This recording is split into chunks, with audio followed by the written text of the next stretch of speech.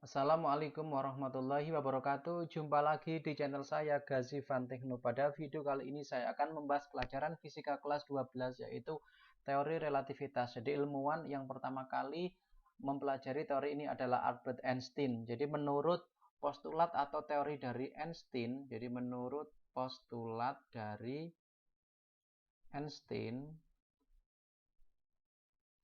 menyatakan untuk postulat yang pertama, hukum-hukum fisika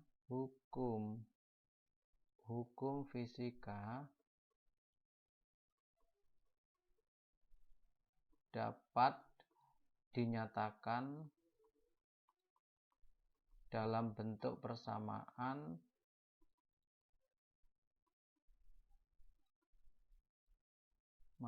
yang sama untuk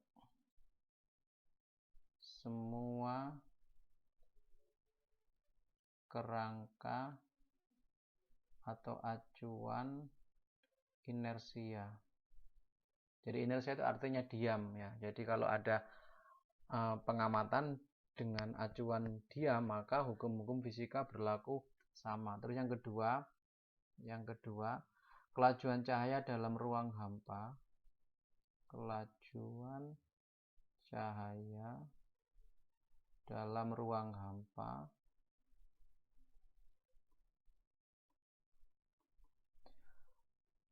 bernilai sama untuk semua pengamat. Bernilai sama untuk semua pengamat. Jadi ini tidak tergantung pada gerak relatif antara pengamat dan sumber cahaya. Nah, akibat postulat yang kedua ini, maka besaran-besaran fisika nilainya menjadi relatif. Artinya apa? Tergantung pada kerangka acuan satu dengan yang lainnya. Nah, untuk yang pertama adalah teori atau relativitas panjang.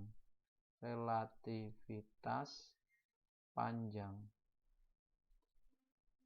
Nah, ini misalkan ada suatu benda dengan panjang L0 ya, misalkan ini ada benda dengan panjang L0 ya. Oke, ini dengan panjang L0. Jadi L0 itu adalah panjang pada saat diam ya, panjang pada saat benda diam, panjang diamnya.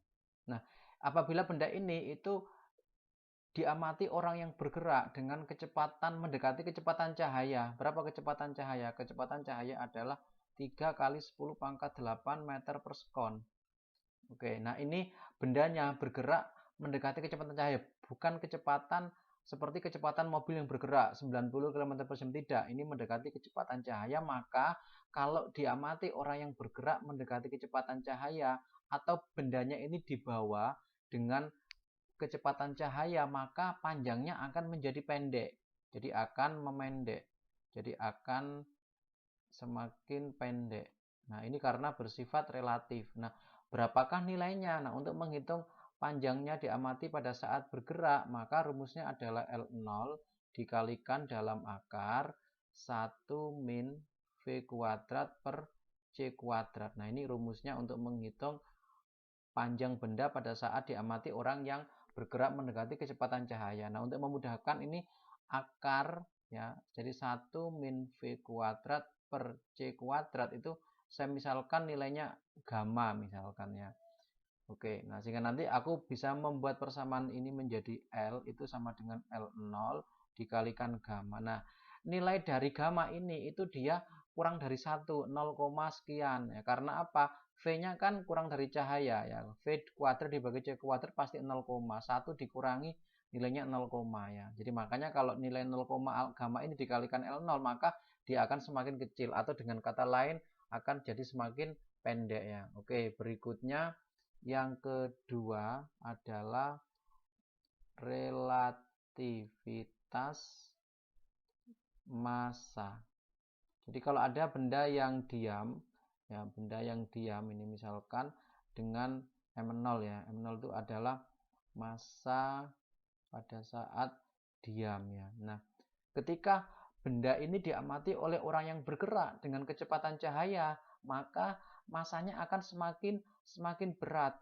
Jadi masanya akan menjadi lebih besar.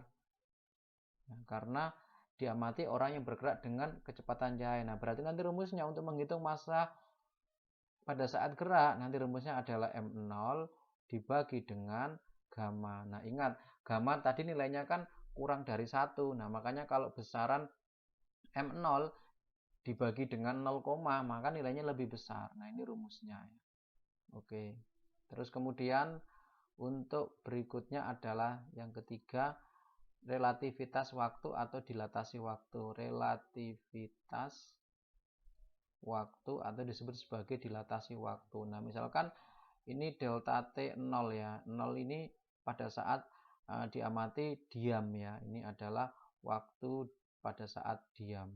Nah, ketika diamati oleh orang yang bergerak dengan kecepatan mendekati kecepatan cahaya, maka waktunya terasa lebih lama. Waktu akan lama, nilainya lama berarti lebih besar ya. Sehingga nanti dirumuskan delta T itu sama dengan delta T 0 dibagi dengan gamma. Nah, untuk memudahkan dalam menghitung ya, nanti karena soal-soal biasanya sama ya kecepatannya biasanya ya yang dipakai. Jadi kalau misalkan ada benda bergerak dengan kecepatan 0,6 C ya, oke, mendekati cahaya, maka nilai gamanya itu sama dengan 0,8. Kalau bergerak dengan kecepatan 0,8 C, maka nilainya gamanya sama dengan 0,6. Kalau bergerak dengan kecepatan setengah akar 3 C, maka nilainya gamma itu sama dengan setengah.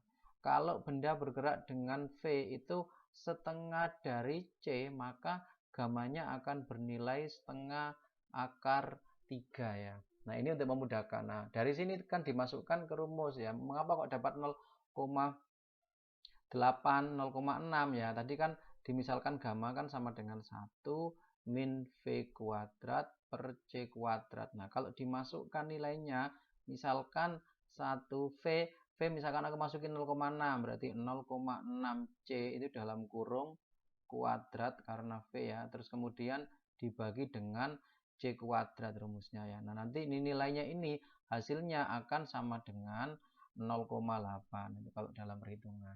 Oke. Nah, sekarang kita ke contoh soal ya. Untuk contoh soal. Jadi untuk soal misalkan soal yang pertama ini ya. Misalkan contoh yang pertama, periode ayunan diukur terhadap kerangka acuan ayunan. Jadi pada saat diam ya, itu delta T0 itu nilainya sama dengan 4 sekon. Nah, periode ayunan jika diukur oleh orang pengamat yang bergerak dengan kecepatan, berapa kecepatannya di situ? Kecepatannya 0,6 C. Ya, 0,6 C berarti nilai gamanya tadi berapa? Nilainya adalah 0,8. Nah, berarti kita masukin rumusnya, dilatasi waktu itu adalah delta T0 dibagi dengan gamma ya. Gamma tadi kan dalam akar 1 min V kuadrat per C kuadrat. Delta T0 nya 4 ya, dibagi dengan 0,8. Jadi nilainya sama dengan 5 sekon ya. Jadi 5 detik ya. Oke, jadi jawabannya adalah do. Berikutnya contoh nomor 2 ya. Contoh nomor 2. Dua orang A dan B berada di bumi ya, dan B naik ke pesawat dengan kecepatan 0,8 C. Jadi V-nya 0,8 C ya. Berarti nanti nilai dari lambdanya adalah 0,6 ya. Pulang pergi, bila A mencatat perjalanan selama 20 tahun, maka B mencatat perjalanan. Nah, B ini itu ke angkasa. Nanti B ini terasa lama. Jadi nanti waktunya terasa lama di sana, sehingga nanti kalau dia kembali, misalkan umurnya sama, berarti B ini lebih muda daripada A yang ada di bumi ya, yang pada saat diam. Nah, kalau kita hitung masukin rumusnya, delta T ya, sama dengan delta T0 dibagi dengan gamma. Oke, masukkan dia mencatat selama 20 tahun ya si A ya pada saat dia diam. Oke, nah sekarang kita hitung berapa nilainya B ya pada saat dia bergerak ya. Terus kemudian berapa gamanya? Gamanya 0,6. Sehingga nanti delta T 0 itu sama dengan 20 dikali 0, sama dengan 12 ya. Oke, jadi jawabannya sama dengan 12 ya. Oke, 12 tahun ya. Oke, jadi si B ini dia terasa lama ya. Oke, jadi hanya mencatat 12 tahun ya. Oke, terus kemudian contoh nomor 3. Nomor 3. Oke, nomor 3. Sebuah partikel dalam keadaan diam, oke, memiliki massa, jadi massa diamnya itu sama dengan 100 gram. Terus kemudian berapa massa apabila partikel bergerak dengan kecepatan V-nya berapa itu 0,6 C ya. Berarti nilai dari gamanya 0,8. Kita hitung jadi M, rumusnya kan M0 dibagi gamma sehingga dimasukkan M0-nya 100 dibagi dengan 0,8 ya. Oke, jadi 100 dibagi 0,8 ya. Cara ngitungnya seperti ya pelajaran di SMP atau SD 100 per 8 per 10 ya. Jadi sama dengan 100 dikali dibalik 10 per 8 ya. Sama dengan 1000 dibagi 8 ya. Oke, jadi 1000 dibagi 8 berapa nilainya? Ya, 125 gram ya. Oke, jadi jawabannya adalah B, dia lebih Oke, kita ke contoh soal nomor 9 ya. Nomor 9. Oke. Dua orang kembar, Sinta dan Santi, pada saat mereka merayakan ulang tahun, mereka usianya 30 tahun ya. Santi melalang buana dengan pesawat ulang-alik dengan kecepatan berapa itu kecepatannya? 0,8 C. Berarti nilainya gamma itu adalah 0,6. Oke, jadi selama 12 tahun lamanya menurut Santi ya. Jadi Santi yang ada di angkasa itu 12 tahun ya. Oke, pada saat Santi kembali ke bumi, berapakah umur Santi menurut Sinta? Oke, kita masukkan ya. Berarti nanti delta T sama dengan delta T 0 ya dibagi dengan gamma ya. Oke, kita masukkan nilai tadi tercatat ya. Nilainya tadi tercatat itu si Santi tadi itu 12 tahun ya. Masukin 12 tahun terus gammanya 0,6 ya. Sehingga nanti ketemu berapa 12 dibagi 0,6 ketemu 20 tahun ya. Oke, terus kemudian dimasukkan ya. Jadi kalau berapa lama ya tinggal ditambah. Tadi kan ulang tahunnya kan 30 ya. Jadi 30 plus 20 tahun. Jadi sama dengan berapa? 50 tahun. Jadi 50 tahun ini itu adalah Santi kembali ke bumi menurut Sinta.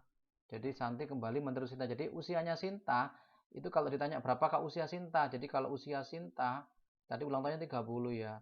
Plus 50 plus berapa itu? Plus tadi 30 plus 20 ya. Jadi plus 20. Nah, ini dengan 50. Itu usia Sinta karena ini pengamatan Sinta. Pada saat itu berapakah usianya dari Santi? Santi yang kemana? Ke angkasa. Tadi 30. Nah, Santi itu mencatat perjalanannya cuma berapa? Cuma 12. Jadi 12. Jadi sama dengan berapa? 42 tahun. Jadi Santi itu lebih muda ya, sedangkan Sinta lebih tua. Oke, sampai sekian dulu videonya. Nanti saya akan lanjutkan dengan gerak relativitas menghitung kecepatan relatif ya. Sampai ketemu di video berikutnya. Jangan lupa klik tombol subscribe dan like. Saya akhiri. Assalamualaikum warahmatullahi wabarakatuh.